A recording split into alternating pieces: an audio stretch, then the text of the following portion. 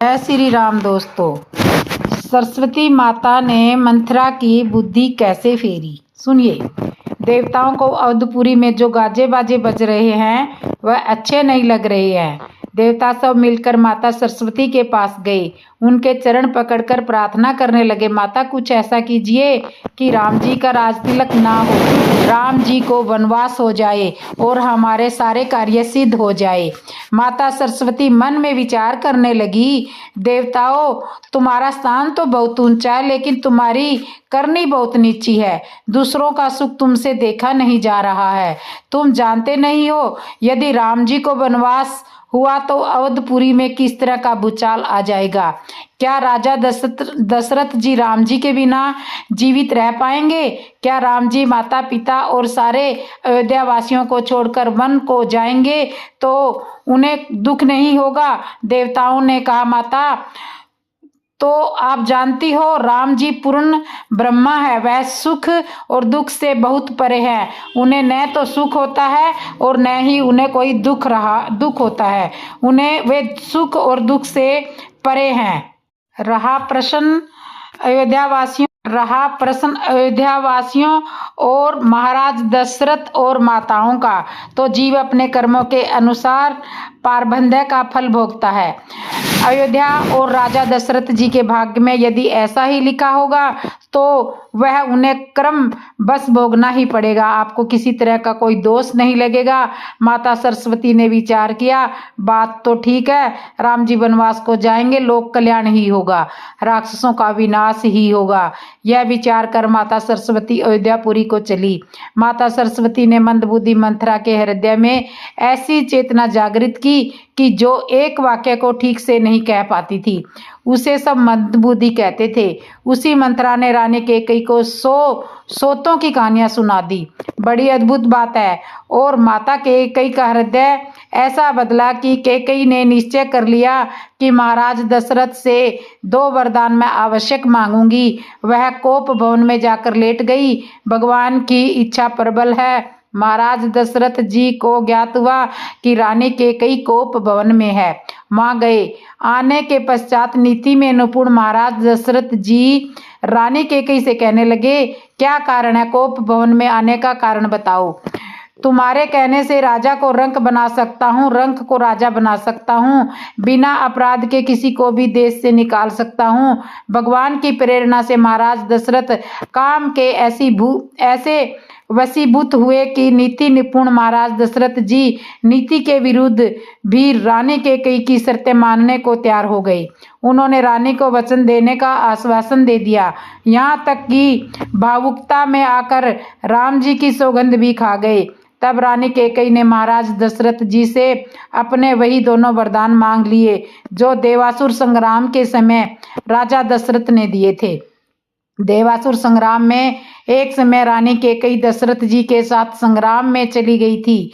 उस देवासुर संग्राम में रानी कैकेयी द्वारा महाराज दशरथ जी को मदद मिली थी। तब राजा दशरथ जी ने प्रसन्न होकर रानी कैकेयी को 2 वरदान देने का आश्वासन दिया था। रानी कैकेयी ने पहले वरदान में अपने पुत्र भरत को राज तिलक मांगा और दूसरे वरदान में भगवान श्री राम जी को 14 वर्ष का वनवास मांगा।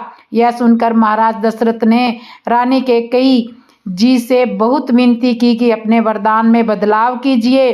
भरत जी को राज मैं दे दूंगा, किंतु राम जी को वनवास मत मांगो। किंतु रानी कैकेयी अपनी हठ पर अड़ी रही, टस से मस नहीं हुई। राजा दशरथ ने भगवान शिव से प्रार्थना की, हे भोलेनाथ, तुम तो सबके हृदय में प्रेरणा करने वाले हो, कुछ ऐसा कीजिए कि राम जी को वनवास ना जाए। क्या कारण था जो कि माता कैकेयी ने राम जी को 14 वर्ष का वनवास दिया? 14 वर्ष से कम या अधिक क्यों नहीं दिया? राम वनवास का समय राम जी का संकल्प था। राम जी अपने वनवास काल में अनेक उद्देश्यों को पूरा करना चाहते थे। देवताओं को वरदान दिया था कि मैं अवतार लेकर राक्षसों का वध करूंगा। दूसरा कारण यह था, वह जानते थे मेघनाथ को यह वरदान है कि उसने तपस्या करके यह वरदान प्राप्त किया है कि उसे केवल वह मार सकता है जो विवाहित हो और जिसने 14 वर्ष तक निंद्रा, अन्न और नारी का चिंतन वह भोग ना किया हो और यह कार्य केवल लक्ष्मण जी ही कर सकते हैं। राम जी जानते थे लक्ष्मण मेरे साथ वन में आवश्यक जाएंगे और मेघनाथ तो को इनके अतिरिक्त को दूसरा कोई मार नहीं सकता। निंद्रा, नारी और अन्न का त्याग केवल लक्ष्मण जी ही कर सकते थे और लक्ष्मण जी ने किया भी है। शास्त्रों में इसका वर्णन है। तीसरा कारण नारद जी का श्राप भी शिरोधार्य कर रखा था। नारी वियोग में उसे भी पूरा करना था।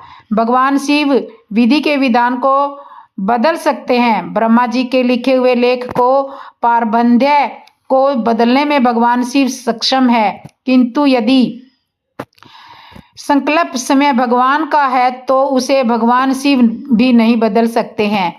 यदि बदल सकते हैं तो क्या महाराज दशरथ की प्रार्थना स्वीकार नहीं कर लेते? भगवान शिव तो राम जी को अपना इष्ट मानते हैं। जिन राम जी के प्रति उनके हृदय में इतना सम्मान है, इतना आदर है, क्या उन राम जी के पिताश्री की यह विनती स्वीकार नहीं करते? दशरथ जी ने प्रार्थना की थी कि भगवान शिव से, हे भगवान शिव, कुछ ऐसा करो कि राम जी वन को ना जाएं, किंतु भगवान शिव इस पारबंध्य रचना को बदलने में सक्षम नहीं थे। इस विषय में भगवान शिव राजा दशरथ की कोई जरा सी भी संतुष्टि नहीं करा पाए थे। समुद्र से अमृत और विष दोनों निकले थे। अमृत का पान देवताओं ने किया था और विष का पान भगवान शिव ने किया था। विष जिन देवताओं ने अमृत पिया था वह देव हो गए और जिसने विष पिया था वह महादेव हो गए। अमृत पीकर तो कोई भी अमर रह सकता है, किंतु विष पीकर जो अमर हो जाए वास्तव में वही वास्तविक अमरता है। देवताओं के हित के लिए भगवान शिव ने विष पान किया था और जन कल्याण के लिए माता कैकेयी ने राम जी को वनवास देकर अपयश लिया था। तो इस तरह से राम जी के चरित्र को जन जन तक पहुंचाया। इस तरह से राम जी के चरित्र को जन जन तक पहुंचाया। अब सवाल ये आता है कि राम जी के वनवास के लिए क्या माता कैकेयी दोषी है? तुलसीदास जी ने इसका वर्णन भी किया है कि जो माता कैकेयी को दोषी मानेगा वह कोई अभागा ही होगा।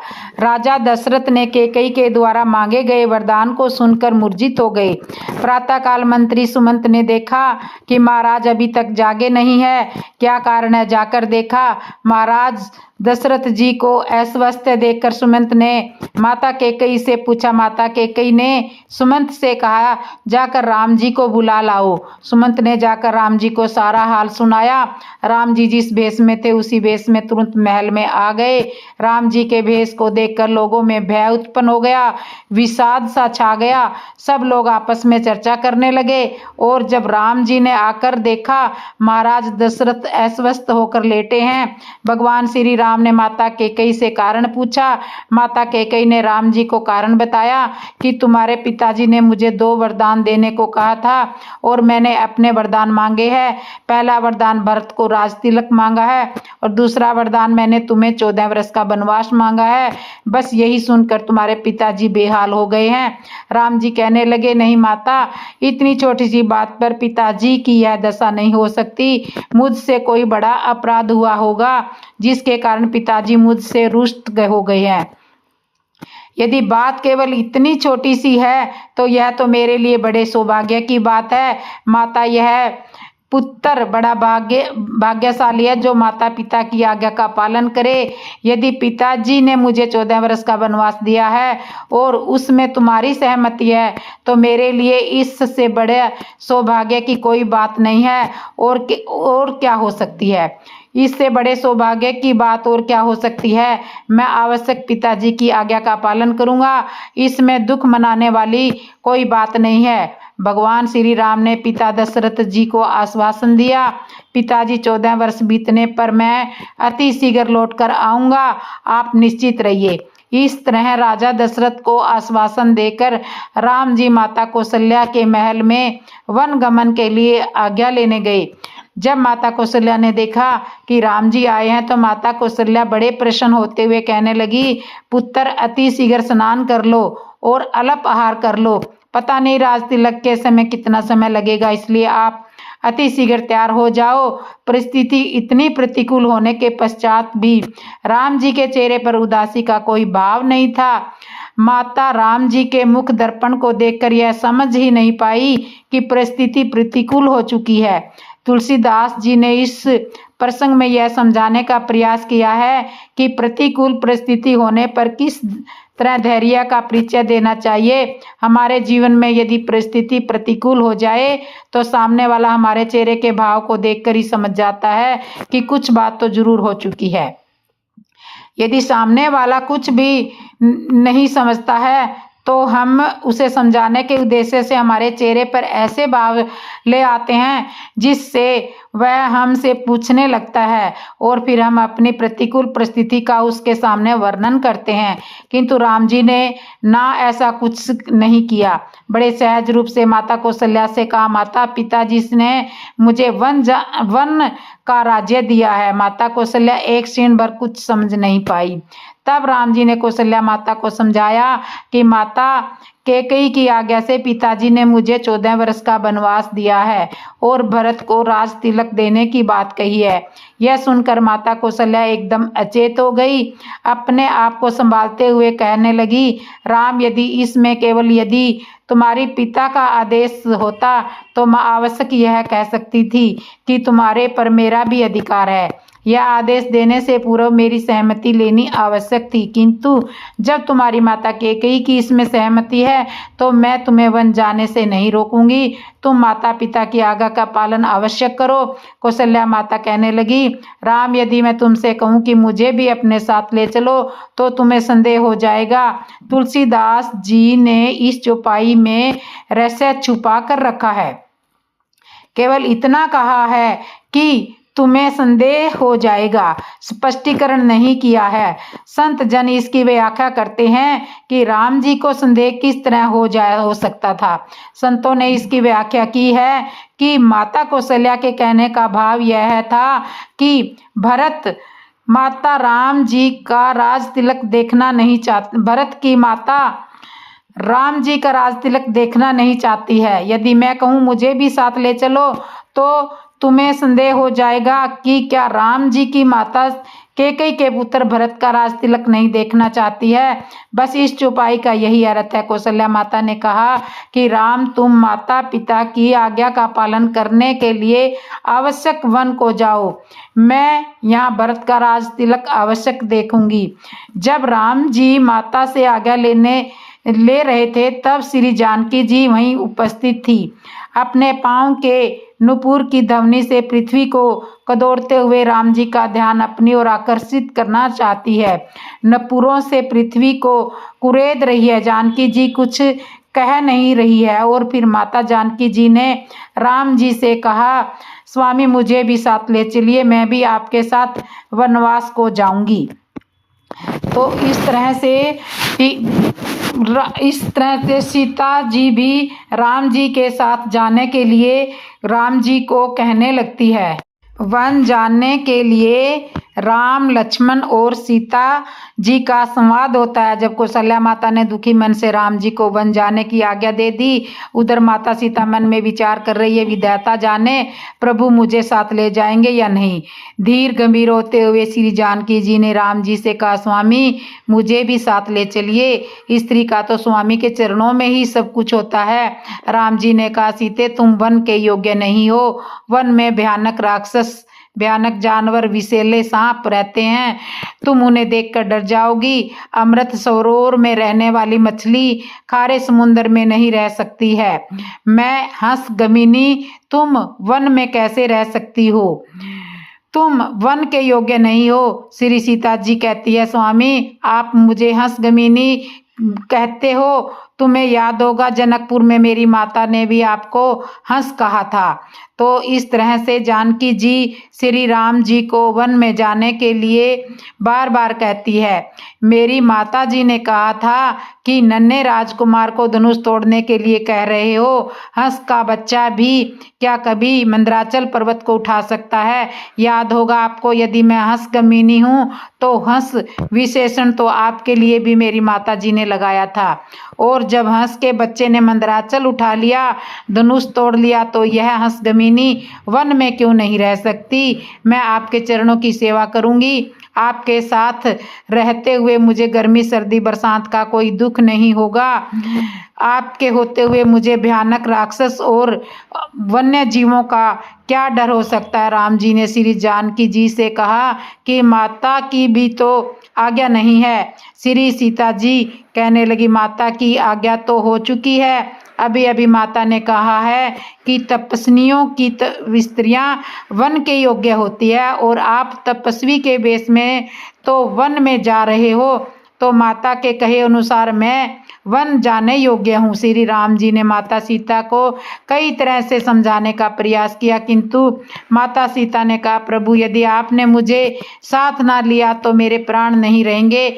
माता कौशल्या ने राम जी से कहा, राम इसे साथ में लेकर जाओ।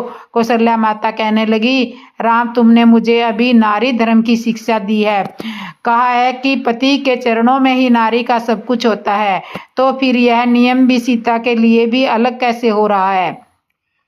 अलग कैसे हो सकता है? इसे भी साथ में लेकर जाओ। श्री राम जी यह जान गए कि सीता को यदि साथ में नहीं लिया तो यह प्राण त्याग देगी। भगवान श्री राम ने सीता जी को साथ चलने की आज्ञा दे दी। इतने में ही लक्ष्मण जी क्रोधित होते हुए आए और माता के कई महाराज दशरथ के विषय में कटु वचन बोलने लगे। राम जी ने कहा, लक्ष्मण तुम्हें इस तरह की भाषा नहीं बोलनी चाहिए। तुम नहीं जानते हो पिताजी किस धर्म संकट में पड़े हुए हैं। लक्ष्मण जी कहने लगे, जो स्त्री के मोह में फंसता है वह तो धर्म संकट में फंसता ही है। राम जी ने लक्ष्मण जी को समझाया, लक्ष्मण हमारे पिताजी जैसे पिताजी तो किसी भाग्यशाली को ही मिलते हैं। हमारे पिताजी धर्म की रक्षा करने के लिए अपना सब कुछ कलंकित हमारे पिताजी धर्म की रक्षा करने के लिए अपना कुल कलंकित ना हो, कुल की कीर्ति को बनाए रखने के लिए विवश है। शास्त्र कहता है, पिता कितना भी दुराचारी क्यों ना हो, पुत्र के लिए वह पूजनीय ही होता है। जिन पुत्रों की पिता के प्रति आस्था नहीं है, उन्हें देवता तो क्या भगवान भी क्षमा नहीं करते हैं। किसी भी तरह की भक्ति, दान, धर्म आदि का पुण्य नहीं मिलता है, क्योंकि पिता मनुष्य का प्राण दाता है। तुम्हें अपने कहे हुए शब्दों पर क्षमा मांगना चाहिए, उनका प्रायश्चित करना चाहिए। श्री राम जी ने लक्ष्मण जी को पिताजी के प्रति कर्तव्य संपन्न सेवा का ज्ञान दिया। राम जी ने कहा, लक्ष्मण तुम्हारी वीरता पर मुझे गर्व है। अपनी वीरता भैया भरत के राज तिलक को हो जाने पर इनकी सेवा में लगाना। श्री राम जी ने लक्ष्मण जी को समझाया, भरत और शत्रुघ्न दोनों भाई यहाँ नहीं है। पिताजी अस्वस्थ है, इसलिए तुम यहीं पर रहकर जब तक भरत नहीं आते हैं तब तक राज्य भार संभालो। लक्ष्मण जी ने कहा, भैया मैं नन्हा बालक इतना बड़ा राज्य कैसे संभाल सकता हूँ। राम जी कहने लगे, लक्ष्मण तुम जनकपुरी में धनुष यज्ञ के समय कह रहे थे कि मैं चाहूँ तो सारे ब्रह्मांड को गेंद की तरह उठा सकता हूँ, इसे कच्चे घड़े की तरह फोड़ सकता हूँ, और अब कह रहे हो कि मैं नन्हा सा बालक हूँ, मैं राज्य नहीं संभाल सकता।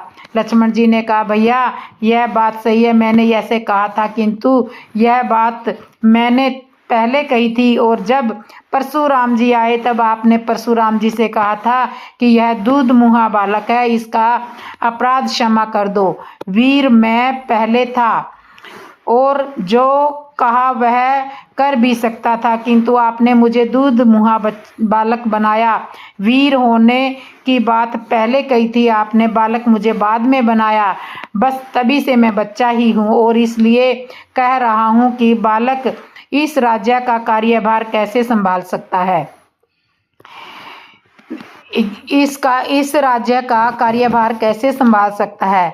मैं गुरु, पिता, माता, बंधु किसी को भी नहीं जानता हूँ। मैं केवल सब कुछ आपको ही जानता हूँ। आप ही में मैं सभी को देखता हूँ। आप मेरे भगवान हो। मैं आपको छोड़कर यहाँ पर नहीं रहूँगा। मुझे साथ में ले चलने की कृपा कीजिए। जब राम जी को लगा कि लक्ष्मण यहाँ नहीं रुकेंगे, मेरे साथ ही जाएंगे, तब राम जी ने कहा, जाओ माता जी से आज्ञा ले आओ। लक्ष्मण जी तुरंत माता से आज्ञा लेने के लिए गए। माता सुमित्रा के पास गए। राम जी ने सीता जी से कहा, देखो अभी लक्ष्मण कह रहे थे मैं माता, पिता, गुरु, बंधु किसी को नहीं जानता हूँ, और जब मैंने कहा कि माता से आज्ञा ले आओ तो तुरंत चले दिए। अब जानते नहीं है तो कहाँ गए हैं। श्री सीता जी ने कहा, प्रभु जब लक्ष्मण जी आ जाए तब उन्हीं से पूछना। लक्ष्मण जी गए और सुमित्रा के चरणों में प्रणाम किया और कहा, माता भैया राम जी वन को जा रहे हैं। यह सुनकर माता सुमित्रा बहुत दुखी हुई। लक्ष्मण जी ने कारण बताया कि माता कैकेयी की आज्ञा है, इसलिए पिताजी ने माता कैकेयी के वरदान स्वरूप भैया राम को 14 वर्ष का वनवास दिया है। सुमित्रा माता ने कहा, यदि राम जी वन जा रहे हैं तो लक्ष्मण तुम्हारा अयोध्या में कोई काम नहीं है। लक्ष्मण जी कहने लगे, माता भैया राम मुझे यहाँ रुकने के लिए कह रहे थे, किंतु मैंने कहा कि मैं माता, पिता, गुरु, बंधु किसी को नहीं जानता हूँ। इस सुमित्रा माता ने कहा, लक्ष्मण जब तुमने यह कह दिया था कि मैं किसी को नहीं जानता हूँ तो फिर यहाँ तुम्हें आना ही नहीं चाहिए था। लक्ष्मण जी ने कहा, माता यदि मैं यहाँ नहीं आता तो राम जी की आज्ञा का उल्लंघन हो जाता। सुमित्रा ने कहा, राम की आज्ञा उल्लंघन नहीं होता, तुम्हें वही माता की आज्ञा भी मिल जाती और राम जी की आज्ञा का भी पालन हो जाता। तुम्हारी माता मैं नहीं, तुम्हारी माता जानकी जी हैं और राम जी तुम्हारे परम पिता परमेश्वर हैं। आज से तुम इन्हीं को माता और पिता दोनों के रूप में देखना है। सुमित्रा माता ने लक्ष्मण जी को वन जाने के लिए आज्ञा दे दी। लक्ष्मण जी माता जी से आज्ञा लेकर बहुत प्रसन्न हुए और वहां से तुरंत ऐसे चले जैसे कोई मृगी फंदा छुड़ाकर भागा हो। उन्हें मन में लगा कहीं दूसरी बाधा न आ जाए। यहाँ तक कि लक्ष्मण जी ने उनकी भार्या उर्मिला जी से भी मिलना उचित नहीं समझा। अन्य रामायण में विवरण है कि उर्मिला जी लक्ष्मण जी की विदाई के लिए आरती का थाल सजाने लगी थी। पुष्प थाली में सजे के सजे ही धरे रह गए। लक्ष्मण जी ने विचार किया कहीं बाधा न आ जाए, राम जी मुझे छोड़कर ना चले जाएं, इसलिए इस भय से तुरंत राम जी के पास आ गए और इस उर्मिला जी से मिलने के लिए नहीं गई। अब राम, लक्ष्मण और सीता वन गमन के लिए तैयारी करने लगे। तब सुमित्रा माता ने लक्ष्मण जी को आज्ञा देते हुए कहा, पुत्र राम जी और सीता जी को माता पिता जानना, इनके प्रति सपने में भी कोई दोष ना आए, इसका ख्याल रखना। लक्ष्मण जी ने कहा, माता जागृत अवस्था में तो दोष नहीं आने दूंगा, किंतु सपने में दोष आ सकते हैं। सपने पर तो मनुष्य का कोई काबू नहीं है। माता ने कहा, हाँ सपने में तो कोई दोष आ सकते हैं। तब लक्ष्मण ने कहा, माता मैं 14 वर्ष तक निंद्रा ही नहीं लूंगा, सोऊंगा ही नहीं, तब सोऊंगा नहीं तो स्वप्न भी नहीं आएगा, और जब स्वप्न नहीं आएगा तो दोष आने का तो प्रश्न ही नहीं है। सुमित्रा माता लक्ष्मण जी के इस त्याग को सुनकर प्रसन्न हुई। लक्ष्मण जी अति शीघ्र लौटकर राम जी के पास आए। राम जी ने पूछा, लक्ष्मण कहाँ गए थे? तुम तो कह रहे थे माता पिता गुरु बंधु किसी को नहीं जानता हूँ। जब मैंने कहा आज्ञा ले आओ। तब तुम किसी को जानते ही नहीं तो आज्ञा किससे लेने गए थे? लक्ष्मण जी ने कहा भैया मैंने यह कहा था मैं किसी को जानता नहीं हूँ, मैंने ये नहीं कहा था कि मैं किसी को मानता नहीं हूँ। मैं माता सुमित्रा के पास इसलिए यह जानने के लिए गया था कि मेरी माता है कौन। राम जी ने पूछा क्या जान गए आपकी माता कौन है? लक्ष्मण जी ने कहा हाँ भैया मैं जान गया हूँ, माता सुमित्रा ने मुझे बताया है कि मेरी माता श्री जानकी जी है। ऐसा कहकर लक्ष्मण जी सीता जी के चरणों में गिर गए। श्री जानकी जी ने सिर पर हाथ फेरते हुए लक्ष्मण जी को आशीर्वाद दिया। सीता जी, राम जी, लक्ष्मण जी वन जाने के लिए आज्ञा मांगने हेतु महाराज दशरथ और माता कैकेयी के भवन में आए। मंत्री सुमित ने दशरथ जी को बताया कि प्रभु आज्ञा लेने के लिए आए हैं। दशरथ जी ने उन्हें तुरंत बुलाया। आदेश किया राम चाहे वन जाए किंतु इनके साथ में चतुर्गुणी सेना और राजकोष से भरपूर धन धान्य साथ में भेजा जाए ताकि वन में ऋषि मुनियों के साथ रहे, हवन अनुष्ठान आदि करें, दीन दुखियों की सेवा करें और इसी तरह 14 वर्ष तक वन में व्यतीत करें। कैकेयी माता ने जब यह सुना तो कहा नहीं, आपने मुझे वरदान दिया है, अब इस राज्य पर मेरे पुत्र का अधिकार है। राजकोष से मेरे पुत्र की अनुमति के बिना यहाँ से कुछ भी नहीं ले जाया जाएगा, तो यह राज्य मेरे पुत्र को स्वीकार नहीं करेगा। मैंने तपस्वी वेश में जाने का वरदान श्री राम जी के लिए मांगा है, इसलिए यहाँ से यह तपस्वी के वेश में ही जाएंगे। यह सुनकर महाराज बहुत दुखी हुए। कैकेयी ने तुरंत तपस्वी वस्त्र राम जी के सामने बुलवा कर रख दिए। जब कैकेयी माता द्वारा सीता जी को तपस्वी वेश दिए जाने लगे तब गुरु वशिष्ठ जी ने कहा वनवास केवल राम जी को हुआ है, सीता जी को नहीं, इसलिए श्री सीता जी राजश्री वस्त्र धारण कर सकती है, तपस्वी वस्त्र इनके लिए आवश्यक नहीं है। माता सीता ने क्षमा मांगते हुए गुरुदेव जी से कहा गुरुदेव, जिनका स्वामी तपस्वी वेश में हो उनकी भार्या राजश्री वस्त्रों में कैसे रह सकती है? राजस्वी वस्त्रों में सुशोभित हो यह क्या उचित होगा? इसमें मेरे ससुराल वालों की मर्यादा और गौरव नहीं है, मैं भी तपस्वी वस्त्र धारण करूंगी। इस तरह माता सीता ने भी तपस्वी वस्त्र धारण किए।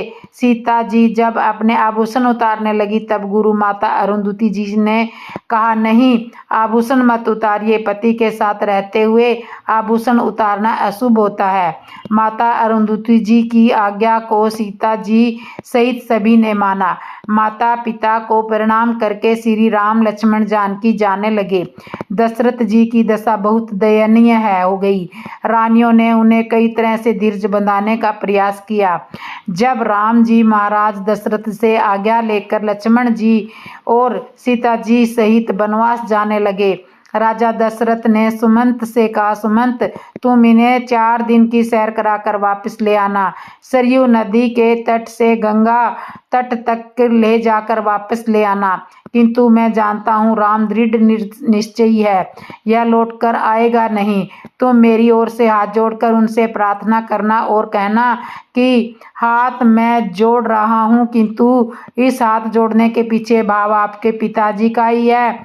फिर भी यदि राम जी वापस ना लौटे तो तुम सीता जी को वापस लौटा लाने के लिए प्रार्थना करना और अपनी बात को ऐसे समय पर रखना जब सीता जी भयानक जंगल को देखकर डरने लगे। तब अपनी बात को ऐसे मौके पर रखना कि सीता जी लौट कर आ जाए। गोस्वामी तुलसीदास जी ने इस प्रसंग में अपने भाव को इस तरह व्यक्त किया है।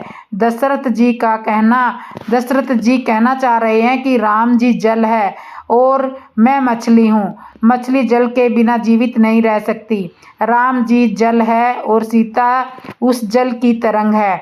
यदि जल से बाहर किनारे पर तड़पती हुई मछली को जल की तरंगें सिंचित करती रहे तो मछली तड़पेगी जरूर किंतु मरेगी नहीं, उन तरंगों के कारण जीवित रह सकती है। इसी तरह यदि सीता जी लौट कर आ जाती है तो मैं तरंग के सहारे जी लूँगा।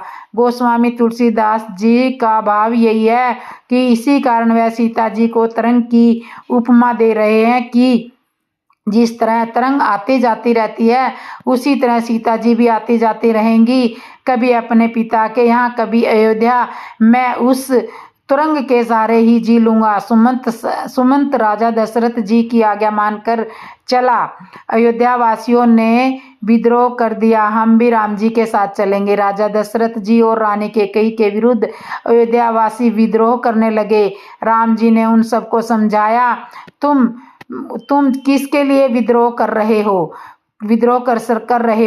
जिसने अपनी प्रजा को पुत्र की भांति पाला है, आज उस राजा के साथ कोई धर्म संकट आने पर उसका साथ देने के स्थान पर उसी के विरुद्ध खड़े हो रहे हो। अयोध्यावासी कहने लगे, हमारे राजा तो आप ही हैं, हम आपके साथ चलेंगे। राम जी ने अयोध्यावासियों को आज समझाया, मेरा हित ऐसी वही होगा जो मेरी आज्ञा का पालन करते हुए वही कार्य करेगा, जिससे मेरे माता पिता प्रसन्न रह सकें, उन्हें दुख ना हो। यह कहते हुए श्री राम जी ने सुमंत को रथ आगे बढ़ाने की आज्ञा दे दी। इस तरह से राम नगरवासी रथ के पीछे पीछे दौड़ने लगे और इस तरह से राम जी ने वन की ओर प्रस्थान किया।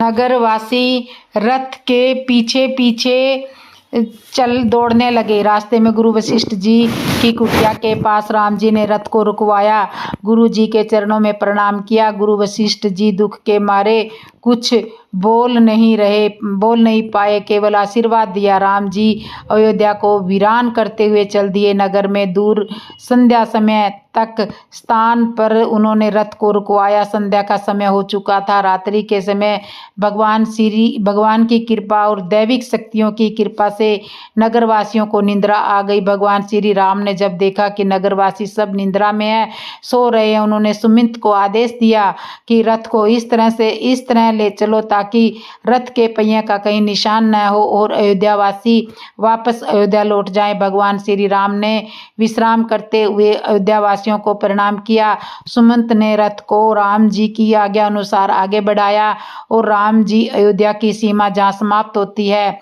श्रृंगवेरपुर की सीमा जहाँ से आरंभ होती है, उस स्थान पर पहुंच गए। भगवान श्री राम सभी अयोध्यावासियों को नगर के बाहर रात्रि के समय सोते हुए छोड़कर चले गए। यहाँ लक्ष्मण जी ने यह अनुभव किया कि 14 वर्षों में कभी सोना नहीं है। यदि मैं सो गया तो प्रभु मुझे भी इस तरह छोड़कर जा सकते हैं। इसलिए लक्ष्मण ने निश्चय किया कि मैं कभी भी नहीं सोऊंगा। यह वचन माता को पहले से ही दे चुके थे, किंतु इस घटना के बाद उनका निश्चय और पक्का हो गया था। सुमंत के साथ राम जी रथ में अयोध्या की सीमा जहाँ खत्म होती है और श्रृंगवेरपुर की सीमा जहाँ से प्रारंभ होती है, वहाँ आकर आर्य सुमंत ने रथ को रोका और राम जी से कहा, प्रभु यहाँ हमारे अयोध्या राज की सीमा समाप्त होती है। भगवान श्री राम जी रथ से नीचे उतरे और अयोध्या की माटी को प्रणाम किया। अयोध्या की माटी का प्रतिदिन पूजन करने के लिए माटी को अपने साथ लिया और वहीं श्रृंगवेरपुर जहाँ का राजा निषाद राज था। जब भगवान राम गुरुकुल में पढ़ते थे, उस समय का मित्र था। श्री राम जी ने निषाद राज को सूचना देना आवश्यक नहीं समझा। विचार किया, यहाँ रात्रि विश्राम के पश्चात प्रातःकाल चले जाएंगे। लेकिन निषाद राज को यह सूचना मिल चुकी थी कि अयोध्या नरेश भगवान श्री राम जी का उनके राज्य श्रृंगवेरपुर में आगमन हुआ है। वह उपहार लेकर राम जी के स्वागत के लिए नगरवासियों को साथ लेकर प्रसन्न होते हुए वहां आया, किंतु जब उसने यहाँ आकर राम जी को तपस्वी वेश में देखा तो बड़ा दुख हुआ। राम जी ने अपने मित्र को गले से लगाया। निषाद राज पूछने लगा, स्वामी यह वेश आपने किस कारण से किया है? राम जी निषाद राज के इस प्रश्न पर मौन रहे। तब मंत्री सुमंत ने बताया कि इन्हें सौतेली माता कैकेयी के द्वारा वनवास मिल गया है।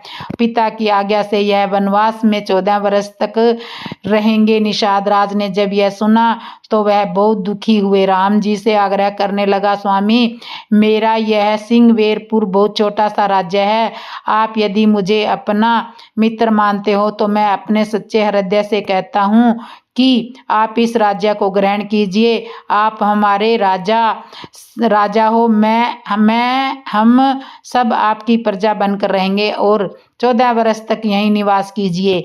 यह भी वन्य क्षेत्र है, पिता की आज्ञा का पालन भी हो जाएगा और मेरा मान भी बढ़ जाएगा। भगवान श्री राम जी निषाद राज के इस संप्रण भाव को देखकर बहुत प्रसन्न हुए। कहते हैं, मित्र, तुम्हारा यह आग्रह मुझे स्वीकार है, किंतु मैं इसे ग्रहण नहीं कर सकता। मुझे प्रातः काल आगे की ओर जाना है, अभी रात्रि विश्राम की व्यवस्था हो जाए। निषाद राज ने तुरंत सीता माता और राम जी के लिए घास फूस और पत्तों का बिछौना तैयार किया। श्री सीता जी राम जी उन बिछौनों पर विश्राम करने लगे। राम जी की आज्ञा से लक्ष्मण को विश्राम का आदेश हुआ। निषाद राज ने विश्राम के लिए लक्ष्मण जी और सुमंत के लिए विश्राम की व्यवस्था की, किंतु लक्ष्मण जी वीरासन में बैठ गए और निषाद राज से कहा, मुझे सोना नहीं है, माता की आज्ञा है। जब राम जी विश्राम करे तब तुम उनकी सेवा में रहना, पहरा देना। राम जी के प्रति लक्ष्मण जी के त्याग को देखकर निषाद राज बहुत प्रसन्न हुआ। रात्रि विश्राम के पश्चात प्रातः श्री राम जी स्नान ध्यान दैविक क्रिया से निर्वृत्त होकर वट वृक्ष के दूध से अपनी जटाएं बनाकर तैयार हुए। आर्य सुमित से कहा, सुमित, अब तुम रथ लेकर वापिस अयोध्या चले जाओ, यहाँ से अब हम पैदल ही यात्रा करेंगे। सुमित जाने को तैयार नहीं हो रहा है। जिस तरह राजा दशरथ जी ने सुमंत से प्रार्थना की कि वह संदेश सुमंत ने राम जी को सुनाया। लक्ष्मण जी ने माता के कई और पिता श्री दशरथ जी के संबंध में कुछ अनुचित शब्द कहे। राम जी ने लक्ष्मण जी को समझाया और सुमंत से हाथ जोड़ करके प्रार्थना की कि लक्ष्मण के कहे हुए अनुचित वचन माता और पिता को न कहें, यह इसका बचपना है, इसे क्षमा कीजिए। राम जी ने कहा, सुमंत, तुम केवल अयोध्या के मंत्री ही नहीं, पिताजी के मित्र भी हो और इस समय पिताजी संकट में है, दुखी है। तुम्हारा कर्तव्य है उन्हें जाकर साहस बंधाइए और जब तक तुम अयोध्या लौट कर नहीं जाओगे, माता कैकेयी को यह संशय बना रहेगा कि कहीं सुमंत राम जी को वापस लेकर अयोध्या ना आ जाए। इसलिए तुम्हारा जाना आवश्यक है, ताकि वह तुम्हें देखकर यह निश्चित हो जाए कि हाँ, अब राम वन को चले गए हैं। राम जी की बातें सुनकर सुमित खड़े के खड़े विचार कर रहा है। उधर राम जी ने निषाद राज से कहा, मित्र, हमें गंगा पार जाना है, नौका का प्रबंध किया जाए। निषाद राज ने नौका का प्रबंध किया और कहा, प्रभु, नौका तैयार है, आप चलिए। तो लक्ष्मण जी सीता जी सहित प्रभु निषाद राज के साथ गंगा किनारे पहुंचते हैं।